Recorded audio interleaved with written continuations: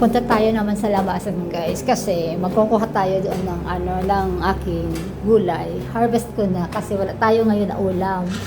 So yun guys, lalabas tayo. Ay, napakainit pa naman. Nako. Pag ito, tututukan ko dito yung sombrero. So yan guys. Dahil mag-harvest tayo ngayon ng gulay ko, pakita ko muna sa inyo yung aking tanim. Nakita nyo yan yung yung sili. Di ba ang daming bunga guys? So, tingnan nyo. Bilangin natin. 1, 2, 3, 4, 5, 6, 7, 8, 9. Hoy! 9 na, isang puno lang siya. 9. Tapos, mayroon pa yan yun o. Bigkataralbo-talbo na nga eh. Magkaparos-paros pa ng diet. Tapos, ayan Tapos, yun na nga guys, yung sili ko pang iba, namumunga na. Kasi meron naman akong tanglad, tama yan sa, pang tinola. May oregano, pang spaghetti. Tapos yung meron akong pang biko, kasi baka lang maliit pa guys, yung, yung pang yan. Tapos yung kamatis ko, yun nakita yung kamatis ko, meron naman akong bagong tanim. O, diba, nakita nyo na kung saan ko pinaglalagay lang ang aking mga, din yan lang sa lata ng gatas. Tapos ito naman yung okra.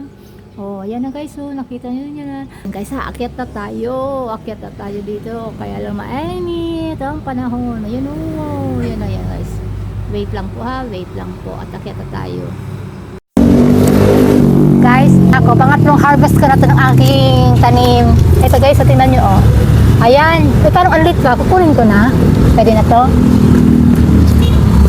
Charan! Ito pa, dalawa yan. Ito pa, Charan!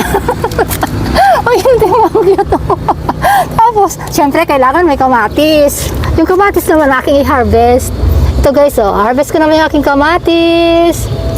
Tingnan mo, ayan, ayan. Nakita nyo yan? Makakasabay yung isa. Ay! Ito na guys. Ito naman kita kamatis. Tapos, ito naman yung sili. Maglalagay pa ako ng sili. Parang wag na muna. Parang nakakahawa naman to. Wag na muna. Tingnan mo yung sili ko. Yan wag na muna. Kakahawa naman. So, ito na guys. Magluluto na ako. Yan Yan ang aking. So, yan na guys. Mababa na ako.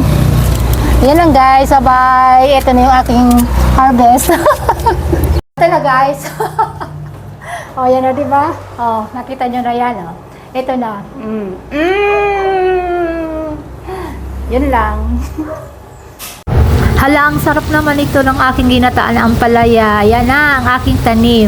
Sabi nga, kapag may tinanim, may aanihin.